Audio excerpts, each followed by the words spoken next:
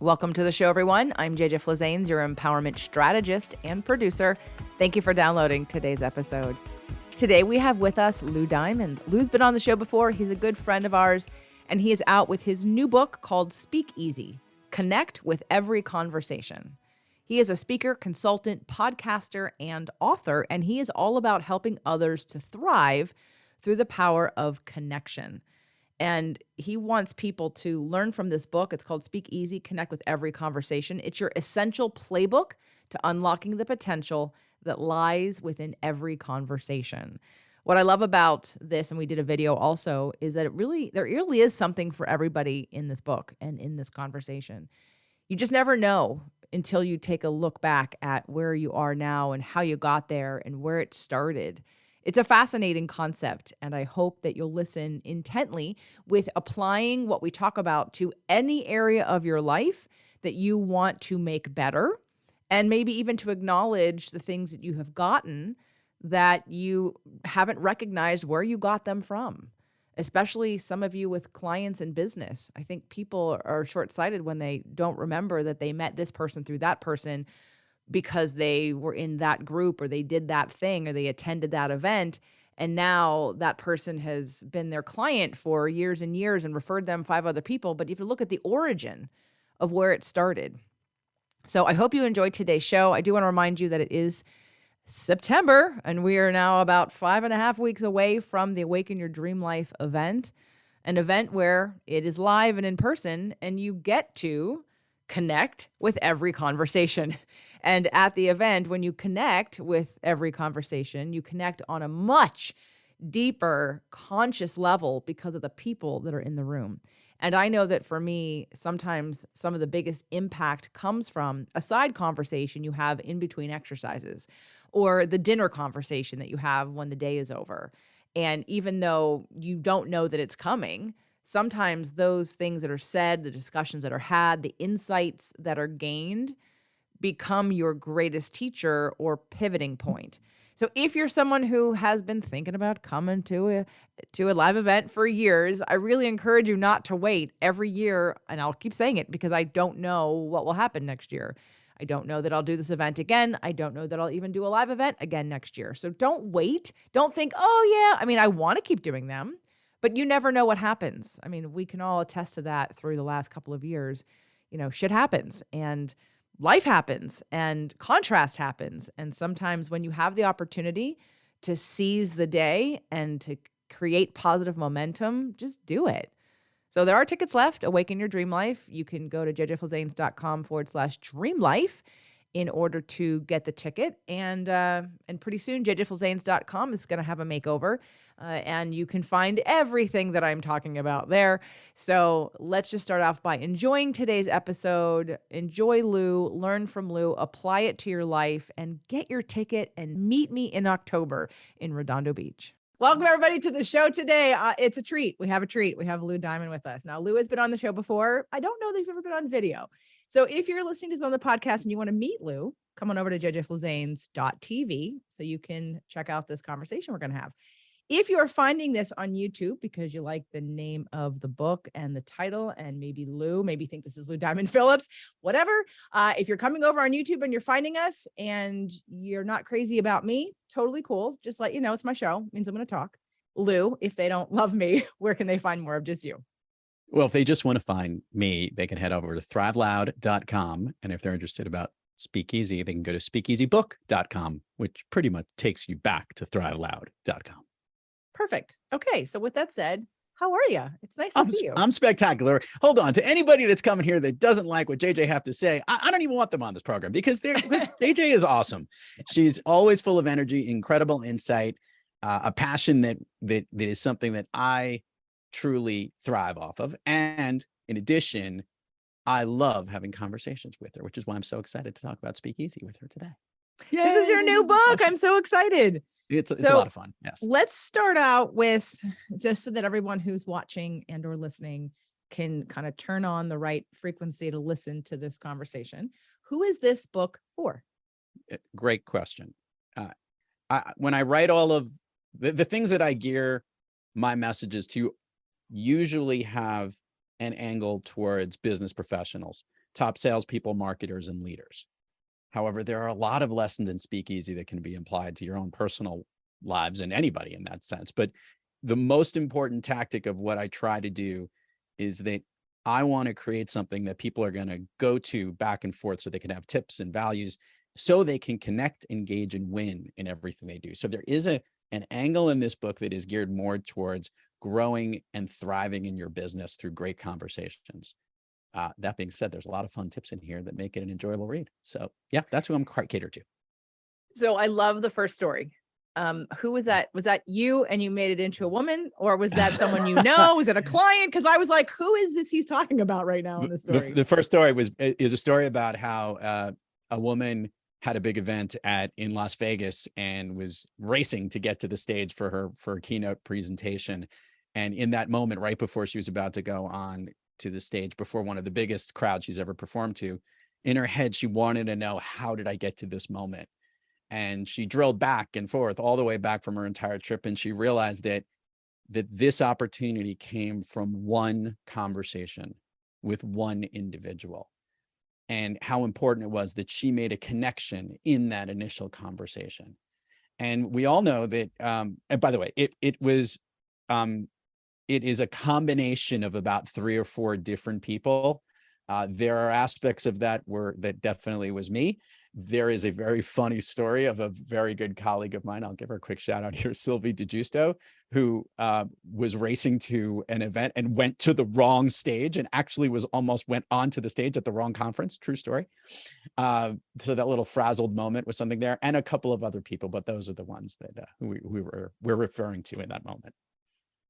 Well, what I love about the book, and I know your show, your podcast, your perspective, again, whether you're a business owner, want to start a business or not, like, let's just take the example of Doug and I, right? And that, like, we can trace that back to how Michael and I knew each other through podcasting, through Podcast Paradise and John Lee Dumas.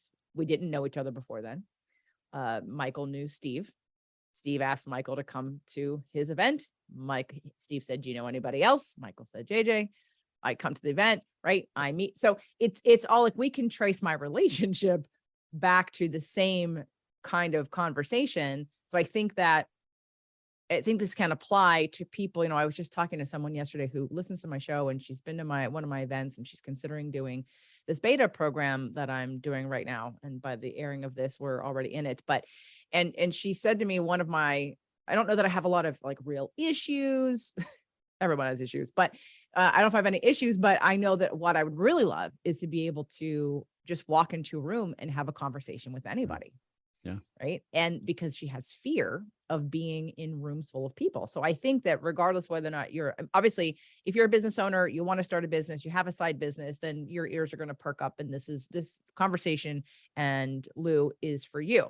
If you don't, there still is value, because it's not salesy. It's not calculated in a way that's just focused on the end goal, because the whole point of it is you don't even know what the end goal is. The whole point of it is learning how to have a conversation, to speak easy, connect with every conversation, because you don't know where it's going to go, and to be in the moment and be present. So I know that this is not your first book, but what the lessons that you've learned have come from the podcast, you said. Can you talk about like the inspiration to start writing this?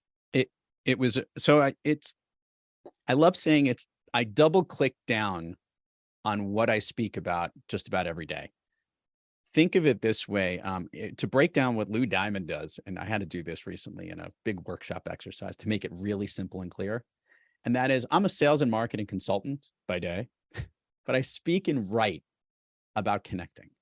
And that speak is through the podcast. That speak is through the workshops I deliver, the messages I speak. And I even write, obviously, about it, from the book, Master the Art of Connecting, and now Speak Easy. And I had always known that connection was where I was really good at it. And in my first book, I explained kind of this high level thinking that we have something inside of us called the connecting core. And these are muscles inside of us that we can tap into so that we can connect with other individuals. And that concept is true. And it took me a while, and a lot of podcasts and a lot of conversations and a lot of speaking, to realize that at the heart of every connection we have in our lives, just as you just ran through that myriad of connections, it begins at one conversation.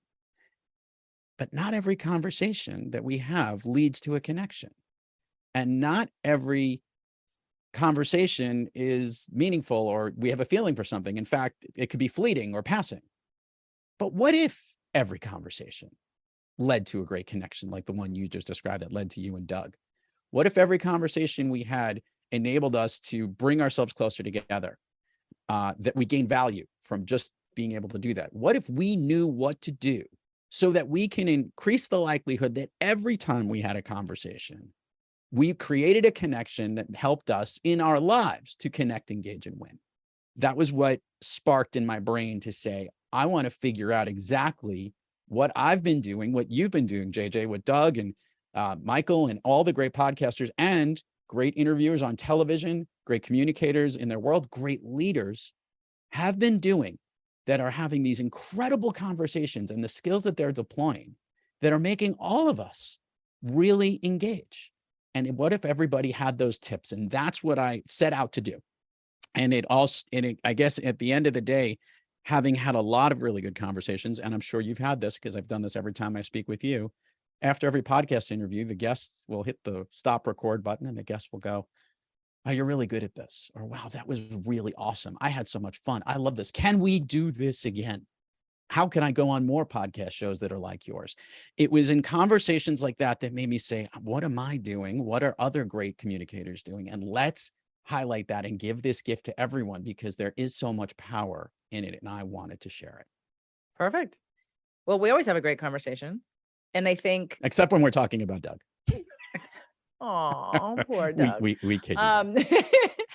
Well, we always have a great conversation. And I think, from my vantage point of view, when it comes to sort of like law of attraction stuff, I'm also looking for that energetic connection of where we are interested in similar things or wanting to have similar conversations. But it's actually quite limiting if I think about it. Like, I like your approach better because it isn't just about, is this person have something in common with me? It's about how to bridge the gap when there's not, because we're still human and we still share a human experience.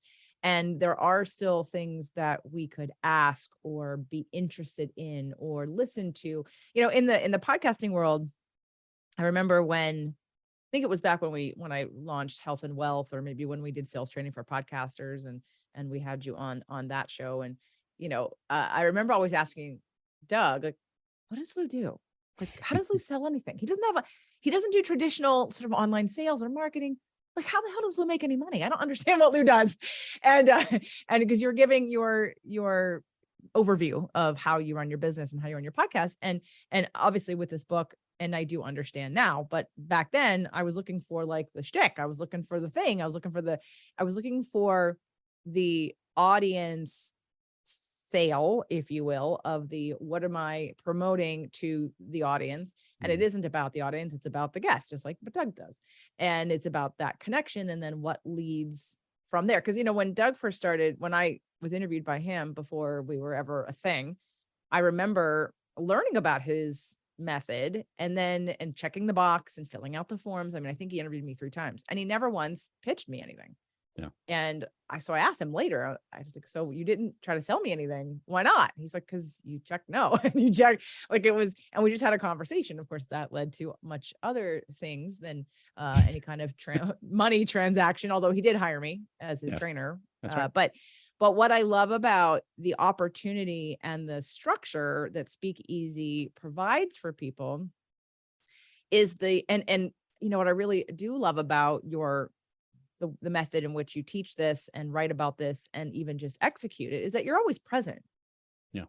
Like, there isn't necessarily a hidden agenda.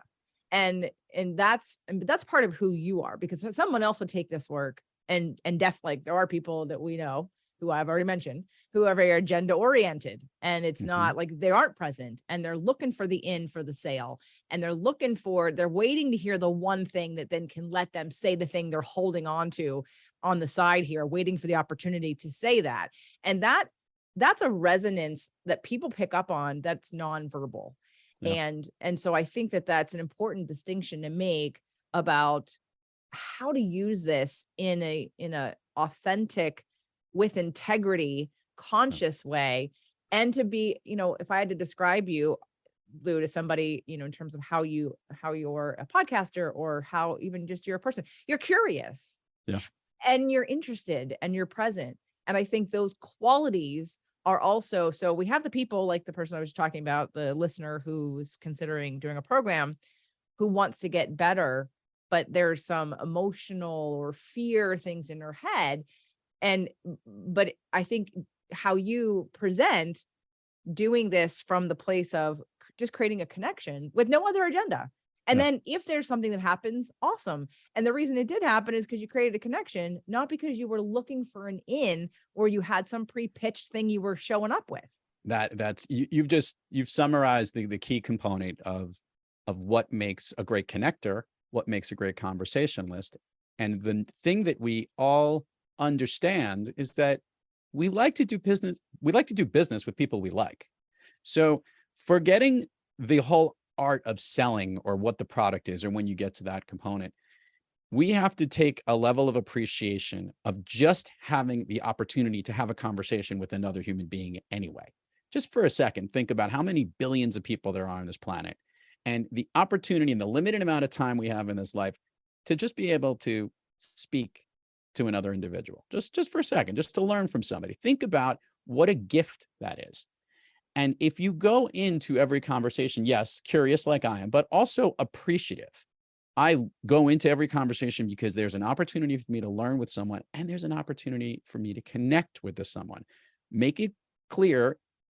Eventually, you need some pretty good direction when you're in business and you're in sales, and there are certain targeted components to what that is, but that is secondary. It is the connection that you need to make first to determine whether or not there's an opportunity to do business with that person in the first place. And that was the big aspect of what I realized is there's all these books and all these directions and methodologies on what you need to do to sell, the market, to lead really effectively. What was missing was understanding how you needed to be just to engage in the conversations with these people, so you can make the connections to then be the one that they choose to do sales with, to market with, or to work for that organization or be part of it. That to me was such an important step that's been almost overlooked. And even more importantly, even the terminologies, oh, those are soft skills. You've heard those terms. I actually believe they're super skills. And Speakeasy helps us understand literally the presence that you need to be in that conversation and how you can eventually have more of them. Because guess what? The person you may be speaking with might not be the person who you're going to do business with, but they may be connected to someone who is. So understanding that appreciation alone is great. And oh, by the way, guess what? You don't make the sale. You made a great connection. And you probably learned something too. And that we have to take as value and a win in and of itself. It's a form of sales training that is not focused on the sale, but focused on Exactly. the person. It's just a human connection, which is why I know that this book is not just for business owners Yeah. or people who want to make money, or, but it's like, I mean, it could be dating, it could be Oh, building friendships, it could be whatever the connection you're looking to make, what I did in the book is very important. I'll work backwards here. Or rewind from what we said before, whichever way that works. All the ideas that we come up with and all the concepts and how you need to be when you enter a conversation, walk through the steps of Speakeasy. The little hint and a flavor that you're in an actual speakeasy from 100 years ago in a cool little hip place. It's going to teach you some cool tricks and maybe give you some fun mocktails along the way. And all the tips can be utilized in your regular conversations with anyone. But I wanted to make it concrete. And that's why I did realize now, learning this understanding of the tip that I give, how you can apply it, how you can connect, engage, and win in the business you're in. And that was something really important to me, because for people to understand, I just want to learn how to have better conversations when I go to network with people, or go to meet people, or go to date people, or even how to talk to my significant other. These are certain things that are real important on understanding how we need to be in a conversation. And if we get those things down, we're going to be a better connected individual. Then we can worry about whether we're able to sell, or be a good friend, or be a trusted partner, or whatever it might be. The result is understanding how to take it in that moment. And that's what I got excited about with it. And then I realized it's actually kind of easy what needs to be done, but we just don't think about it. So I wanted to make it as simple as it can be, very task oriented, very simple oriented. And that together will help you really understand the benefit and the power of great conversations. You've put this in such a neat and organized way, and with it, looking at the specific structure of a conversation and then where it could go. And it's funny because there are, like, I often think about, so what I get annoyed by in general with people is short-sightedness. People will look at, and it could be in any form. I've created relationships and built businesses like you have based on a conversation that opened up a connection or a point of view or a need that I didn't know was there. And then all of a sudden that led to, and if you trace it back, which is what I love that you did in the beginning opening story. So that way she got to trace back that she got on this stage because of a conversation. And I feel like people are because of our lack of patience, whatever, the way that we receive information, our overload of information and technology, our lack of being present, people's anxiety that they think is a condition. It's not. It just means you have stuff you need to work out. Like you literally have emotions. Anxiety is not a condition that you caught. It is a result of not allowing your own emotions to be released and to be processed. But people think, but they're so happy to say, oh, I have a condition. I have anxiety. I take medication for my anxiety. I'm like, it ain't going to go away. It's called repressing. But because of this sort of elevated, heightened, stressful, like reactionary way that we've become, we don't have clarity about, and the connection of, I think my brain works it always has, sort of in like connecting dots, which I know yours does too. Like, it's almost like there's this big map and here are all these different things. And I very quickly can assess sort of an opportunity with, and make peace with trying something or going somewhere or paying for something or showing up and just saying, hey, I don't know what I'm going to expect here, but I feel good about it. And I'm just going to allow it. Like when I wrote I'd written Fit to Love and I hadn't had a podcast yet. This is funny. I haven't told this story in a long time. Yeah. And I was working on, at the time, my next book, which is still changed 3 times. But anyway, I got this email from Hay House, and it was a writer's workshop. And I was living in LA, and the writer's workshop was in San Francisco. And I remember thinking, oh, that would be cool. I don't really have the book yet. And they're you're doing like a contest to see if you could be promoted, and they would, someone's going to win and they're going to publish your book. And for me, it was just even the clarity or creating the space, like masterminds, right? Yeah. Creating the space. Some people say, well, I'm not really prepared. Perfect.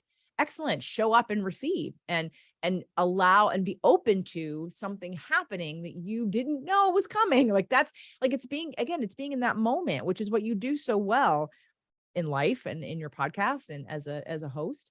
And so I think it brings us back to that book story. So here I get this email. It feels good. It just feels good. I'm like, oh, I should go to that.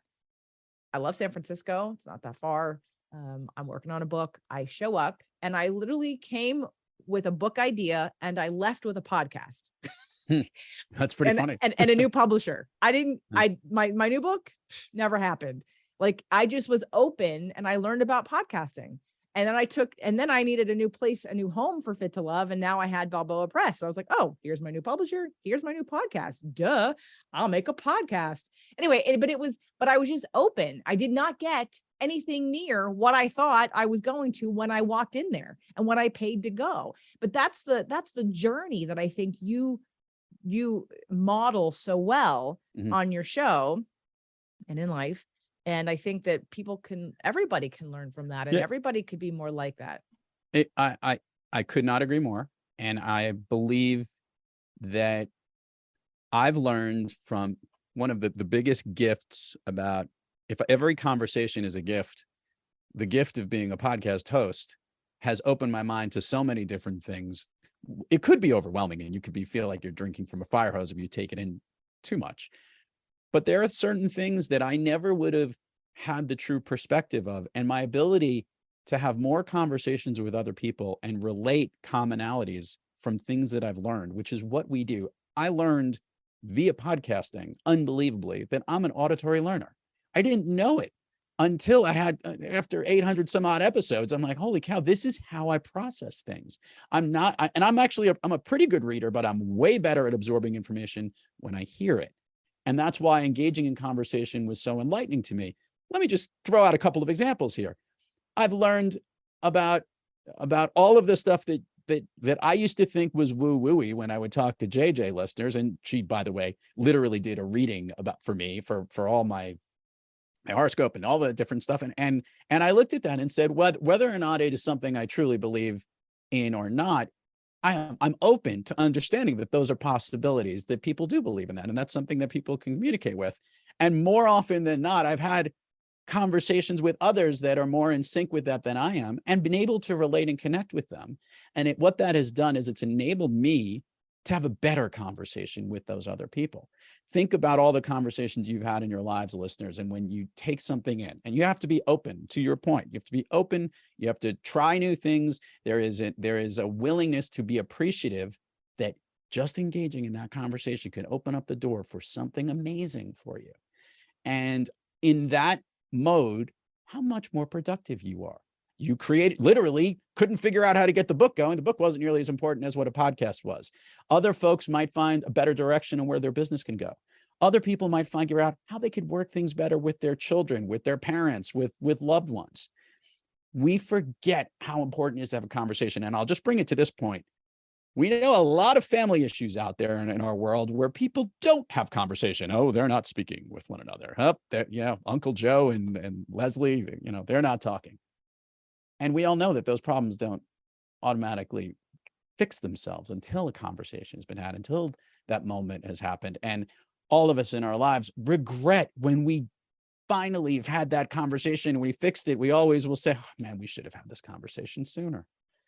Well, isn't that true about just about anything?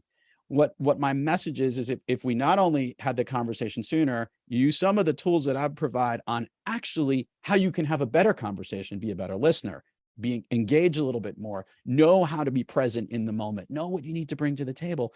These are the things that make us better humans. These are the things that make us better people. These are the things that, cheesy as this might sound from my tagline, make us thrive in what we do. It makes us move onward and upward. And it's such an imperative thing. Doug made a comment to me when him and Strickland talked to me on their show, saying, what the bleep were you writing another book for? What were you doing? Because Doug had gone through all this stuff of how hard it is to market and push and put on the book. And I said I would never write something until I literally had something to say that was so important for me not to have this conversation with people, to let people have the value of Speakeasy at their fingertips, is shortchanging everybody. And that's what I had to do. So I almost had to have that conversation with myself to share it with everyone else. I love how supportive they were about why you wrote a book. Only Doug was not. Strick was totally into it.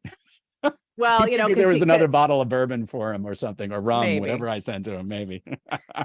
Or he's just making a funny, which sometimes he does. This is, by the way, the third time I poked fun at Doug today, twice here on your program. And earlier today I was on, we'll give him a nice shout out. John Dwoskin had me on his program, and he said to me, hey, we met through Doug Sandler, right? And I'm like, we're not going to give him the satisfaction to know that that's how we connected with. But yes, it's easy fun. Listeners need to know we're good friends. Yes, of course. Well, they do, I think. And you and I met through Doug. That's correct. You started your podcast. And I'm the better for it. Absolutely. Well, I remember when I don't remember what show it was. I was on theirs and you said, okay, it's time. You have to come on my show now.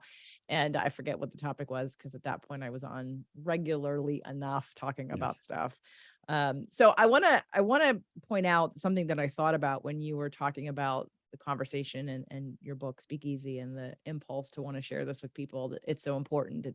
It's like you were talking about, because of us having a conversation about your astrology, and then that led you to be more comfortable or connect more deeply because you had a little bit more information than you otherwise would have with somebody else, and how that kind of builds on it.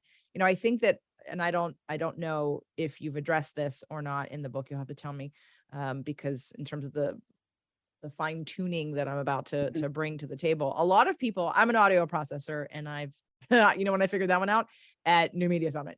At New Media Summit, when I was around podcasters, when I walked when I was with my tribe, that I'd never met before.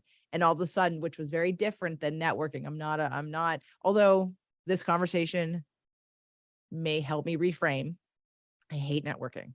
And the reason is for the exact reason you wrote this book. We're talking like I'll hear networking because I've experienced it. And all I feel when I walk into a room of people who are networking is someone wanting to sell me something, and everybody attacking you, trying you to buy their thing because everyone's desperate and in scarcity for money. And it's like, that is not what network. And I'm going to be doing my own networking group in the future. I already have it all lined up. But in teaching people how to actually do this properly, which is to come as a giver, not as a taker. And when everybody shows up willing to help listen to who they can connect that they already know, then we take the pressure off of being sold to or selling somebody else directly. So when I was at the podcast, when I was at New Media Summit for the first time, I was like, oh my God, nobody's selling anybody. If anything, everyone's collaborating. Hey, you want to be on my show? You want to be on my show? All of a sudden, opportunity, not selling. And it just felt fun. And then it was people who like to talk and like words and like ideas. And all of a sudden I'm like, Jesus, where have I been? These are my people. Let's get together. It's because people like to share ideas and thoughts. And at that point, I was around people who didn't like words. And I was like, oh my God, I'm around people who don't like words. What am I doing with people who don't like words? I love words. so I like that. I like words. Yeah. Well, it's concepts. It's not just words. Because sometimes people can use too many words, and I'm a good coach when it comes to people on camera. The mastermind was here this past weekend, and I was like, talking sound bites. What does that mean? Get to the point. Like it's you don't have to tell a big long story. Get to the point, and you can make a few of those, and then they link together. They kind of unfold as a story. But back to the whole idea of networking and coming in, like when it's the difference being open versus being closed. It's coming in agenda or it's being open. And I think that's kind of how you represent. Would you agree? Like you're coming into a conversation completely you have no agenda except to listen, learn, and then take what is good and leave the rest, or find if there's any place where there's a connection. If there's not, you've had a great conversation for 30 minutes or whatever, and you're done. So one key thing that I think you'll like, I'm with you on the word networking, and because it almost has a bad name to this day, let alone it also has that whole technology reference of a network and stuff. I don't think of networking as network. Networking, you need the skill to add people to your network on who you can communicate with or have in your circle or your community. But to me, it's connect working. It's making connections with those in your network. And first of all, that's an important distinction, because that makes networking, first of all, important, because I'm not there to add people to my network. No, I'm there to connect with people that are going to help both me and my network, and maybe theirs as well, right? We have this special section in the book, and I'm not going to read too much of it, but I just want to bring it. It has to do with this exact scenario. What we've done is we put together the special bar cart menu. And it's kind of like conversational flights on all the different and unique conversations that we come into more often that we can utilize. And one of my favorites is the icebreaker, right? So the icebreaker is something that serves to relieve inhibitions or tension between people or start a conversation. And here are the things you need to bring to the table, the ingredients. Okay, you need 3 ounces of intentionality, 2 boosts of energy, 1 shot of gumption, a dash of nerve, and garnish with a smile. I use this little bit light description with this. This is so important when you think about, this is what you need to bring when you go into those things. I can't even tell you how important a smile is as the greatest icebreaker you'll ever have when you go to these things, because you're right, whoever your colleague is that seems to be a little nervous about those situations, when you walk into a room and you're looking to connect with someone, we want to connect with someone that actually is like a little bit happy to be there, right? We want a little happy place to find it is not by any means, it is one of the worst places to actually meet people. When you think about it, it's noisy. There's a lot of things going around. You almost feel like there's a time constraint to try to meet as many people as possible. Sometimes there's cocktails and really good past hors d'oeuvres. Who knows? So we were always a little distracted. So the ability to focus in those environments are really hard. But when we do, and we have a quick conversation, or just to bring those things together, and openness, and ask great questions, and start a conversation with someone with the clear caveat that it's not going to go on very long, but the goal is that If you find someone with some commonality where there's more to talk about, you're going to make an appointment to make sure you do have another conversation. So bring that smile and bring a little bit of nerve to the table, and it'll be that much easier when you approach these situations. I think that plus the not being short-sighted, right? I think the other aspect of why I don't like networking is because, again, so people are very transactional, and they don't, and what I love about that and the opening story in your book was to trace it back. And if you were all to, whoever's listening or watching, were to think about, maybe take like the 3 or 4 most important things that you do or have right now, whether it be your house, your partner, your child, your best friend, your business, your whatever. And if you trace it back to where that relationship started and who was connected and how many people deep did you have to go in order to, it's, like how manifesting this house, not that did start with a conversation, but it was, that law of attraction piece of perfect divine timing. Because had we been 5 minutes early or 5 minutes late, we wouldn't be sitting in this house. And it was that, it's that specific, but if we, and that makes the picture. And I don't know if you know that whole story. We did a whole podcast about how I manifested my dream home, but we were getting ready to come up here to look at a different house, and Doug and I, a couple things, I forgot we had an appointment on the books because I was so like dead set on, he couldn't come back up for when they were going to show the house. And then he, of course, in Doug fashion, had to eat something because he's got food scarcity and he doesn't now, and he's not metabolically flexible. So he's like, well, wait a minute, are we going to eat up there? I can't wait that long. I have to eat now. And I was so annoyed that we had to stop. I had to wait till he made his eggs. However, it's because he did that. And every little thing that happened got us to the place where the owner of this house walked out to the middle of the street and said something to us. We would have missed him taking out the trash had we been 5 minutes early or 5 minutes late. But until you trace it back to see the connections of how you met your spouse or how you, whatever, all the things that you think are important to you, too often on podcasts. That's why I'm not like, I get pitched daily. And I think I've been doing this since 2014 or 2020, 8 years. In 8 years, only because I recognized the name because someone else had told me about them. Only 2 people have I ever had on the show who have pitched me that I didn't know before, because I'm all about the relationship. You've been on the show a couple of times or on my shows a couple of times, and I've been on your show a couple of times. And it's about that relationship and the building of that relationship and that diving a little bit deeper. Like, I'm not the person looking for the next conversation about some random thing. If this is a constant ongoing conversation for me. And so I think the other aspect of the not being short-sighted and walking into a networking event with, again, dollar signs in your eyes, how many clients can I find today? When you don't realize that good relationships take time. Oh yeah. This isn't a one-time thing. You pay your $30 for your chicken dinner and you come in or whatever, and you have a couple glasses of wine and you check, and you have you're so goal-oriented that you forget to be human and forget that all it takes is one person, one conversation that in time leads to something you have no idea about. You can't force that. Correct. I'd even add a part about that short-term, long-term, and it's so important. It's not so much about the short-sightedness. And I could say this, having been in sales for a long period of time, and I'm going to take this to a transactional business related level for those that think about this. There was a woman who worked down in Maryland when I worked on Wall Street. She actually worked for the state of Maryland. And we had not done business with that particular account for several years at the company I was working for. And I was kind of handed this account almost a little bit. It was a little bit in jocularity, like, oh, someone else has to cover this. This person's talked to that person. We've never gotten any business. This one covered them. It didn't work. Let's give Lou a try. Let's see what would happen. And I'd been successful in other areas. And that was probably a little bit of a last ditch effort because they had figured this woman had put us out to pasture. So I go, has anyone ever visited her?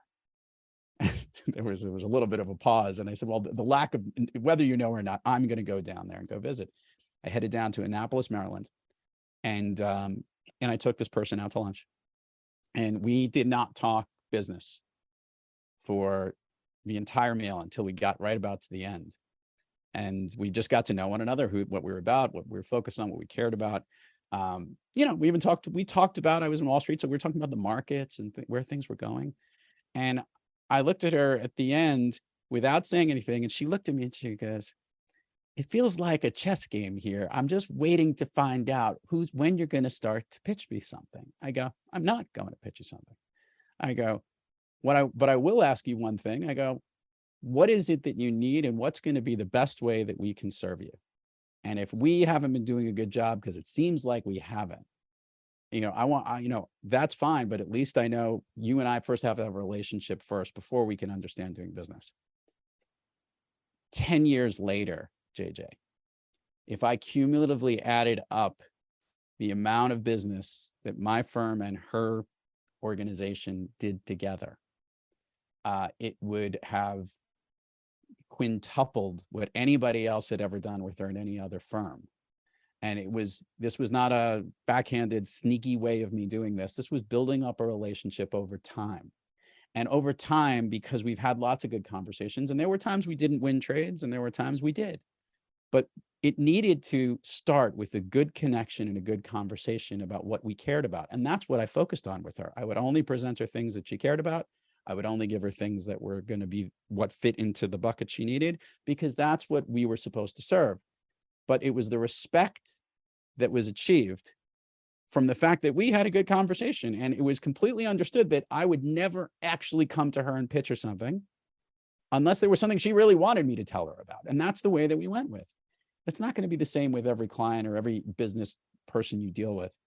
But in many situations, when you look at the grand sum of the whole thing, one great conversation could lead to a connection that could last for business for years, not just one item or one sale in that moment in the front time. And if you push too hard on that front part and that's all you're concerned about is the sale, you're not concerned about the connection, because it is the connection that brings you and reaps you the rewards in the long run. I just think they're rules for life. Make drop, right? It's just rules for life, because it is about that relationship. It is about that trust. It is about you had a goal of connecting to see if there was anything going to happen. Did you want to close the account? Of course you did, but it wasn't in spite of. Correct. It was because of a relationship and trust, not in spite of a relationship and trust. She wasn't a number, she was a person. Yep. And I think, and by the way, it doesn't matter what you do in business. What we always hate when we're treated as a number, right? We have to flip that around. Nobody wants to be treated as just a number or a person in line, or we don't care about you. That's how we choose to do business. And those who are intentional about who they choose to do business with are really intentional on having valuable conversations with that universe. And that's what you've been doing in your business, in your brand. The curiosity you have about how I've done business has led to the types of things that I deal with in that part, because I've learned for many, many years how valuable it is to make these connections, not just for your pocketbook, but for your soul. And to the queen of mind, body, and soul, who understands all this better than anybody, that logo is right behind her every time I see it. It always reminds me. That's what you have to think about when you approach a conversation. Are you good up here in your mind? You have everything physically needed about you for the energy you need to bring, by the way, a lot of times for this conversation. The book talks about this. And really that understanding and appreciation deep inside about how important that connection is inside of you. Put that together, you're going to be one heck of a conversationalist. We're going to talk about where to get the book. I want to add one more thing that I thought of, and then I went down another track, which is that, and when I'm thinking about the client that might have social anxiety with being in a room and not feeling comfortable having a conversation, if that's you, it's because you're not focused on the conversation, you're focused on you. And you're thinking you have to come prepared with a lot of knowledge. And I think that that's what sets Lou apart. That's what, now I do come with knowledge when I invite specific guests on because it's a topic I'm interested in. So I do feel like I come to the table with something of, but there have been times that I'm in the world and I'm with somebody and literally I have nothing in common with them. I know nothing about what they do. But I don't necessarily feel bad about myself or project feel like I'm supposed to come to the table with information. If you just ask questions, you'll learn, or you won't. And it's not even about the details of whatever it is the person does. it can be like, how does it make you feel? How did you get interested in that? Like, it's really not even about you. And too often, I think the people that are afraid to have conversations are so worried about being judged or looking stupid or not having the right thing to say. Again, it's that you're not present. You're not present in the moment. It's about the other person. Mm-hmm.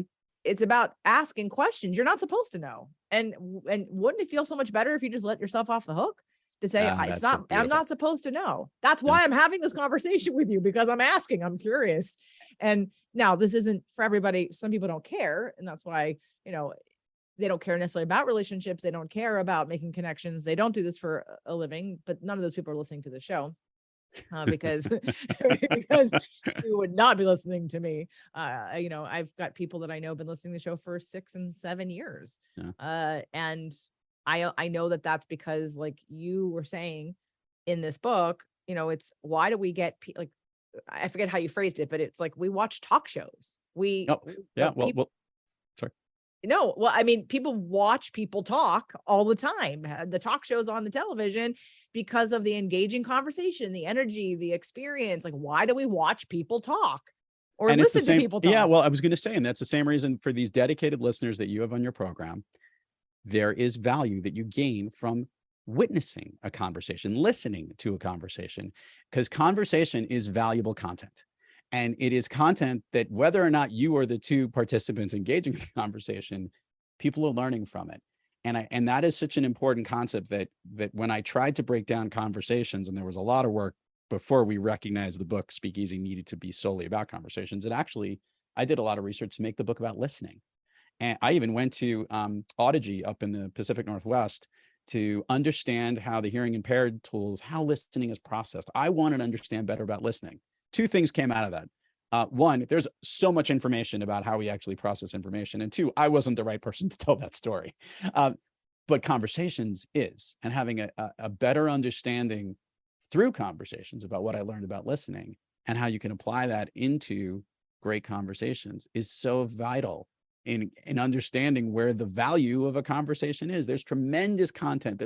This is why JJ's program is so successful. That's why the listeners who listen to my program are constantly asking for certain more feedback, because we're taking that information as an auditory way of growing and connecting to the host and the guests ourselves, even though we haven't really met them yet. So don't be afraid to reach out via social. Don't reach out too physically. That could be a little creepy, but reach out where you can to try to touch the people you want to connect to. I love getting my positive feedback. I laugh at the YouTube stuff that comes over. Just as a case in point, because I haven't really addressed this yet. So if you're the person who wrote this feedback, I acknowledge you. I had a conversation with Dr. Terry Real about inner child work. And it was somebody who came because they were looking for him, which is why I do the disclaimer that I do, because I understand that they're looking for the person, the famous person, more famous than me. So when they get to me and they're like, who is this? Why are you talking so much? Why is she talking so much? I'm like, it's my show that I pay for and give to you for free. You're welcome. But right. So they're looking for him, and I get the feedback. It was like, I took a screenshot of both of them. So at like 3:01, the feedback was something about me being so self-absorbed. Why do you even have a guest on if you're just going to blabber on about yourself? Really? 30 minutes later or 20 minutes later, oh my God, thank you so much for being so vulnerable. I really appreciate this conversation. Because I converted them because I cried on my show. I use myself as the example, right? And but it's because they kept listening, apparently, because they didn't get so turned off that they stopped listening because the topic was interesting. But it's that idea that we come in to whether it be listening or and have what we want, and we're not necessarily open for the ride. But then the minute somebody becomes vulnerable, they're open for the ride and they get this other feedback. So anyway, it's funny to hear and to see. And I took that screenshot because I was like, this is what happens when you just be quiet. Just if you don't, just go away. If you don't like me, that's totally cool. I don't care. But to see this to switch within 30 minutes of a connection, because I put myself out there and shared, which I do all the time, which I share what I go through and the struggles that I have and the heartache that I have and the divorce I went through and the, whatever. It's because you feel like the conversations that we have, people are going to go in and out of resonating with that, and they're going to self-identify. And then there's a trust that happens. And, I don't know if those of you have listened to Lou's show. So Thrive Loud is Lou's podcast, and I definitely recommend checking that out. Speakeasy is his new book. And as the reason why this podcast continues to kind of harp on this is because even though he is business focused and business oriented, I know a lot of you that are out there who don't allow yourselves to be seen because you won't talk with someone because you're afraid of not knowing the answer or or feeling not very intelligent because you're not comfortable just being open to learn and not having to say anything. So I really think that if you know somebody like that, make sure not only to get a copy of the book for yourself, but get a copy of the book for anyone who you feel wants to have better conversations with people and get out of their own way and make it about the other person and open themselves up to a whole new experience of relationships that may or may not lead anywhere, but it'll make you happier because you will have been present versus calculated. So where can we get the book? When can we get the book? Can we get it now? You can pre-order it right now, speakeasybook.com. You'll see the link right there. It's on Amazon, it's on Barnes & Noble, it's on all the places, but we provide the links on speakeasybook.com. And it comes out and can get into your hands on September 27th of this year, 2022. Oh, so there we go. So we got 2 weeks. Go get it now. Go get it. Pre-order the book now.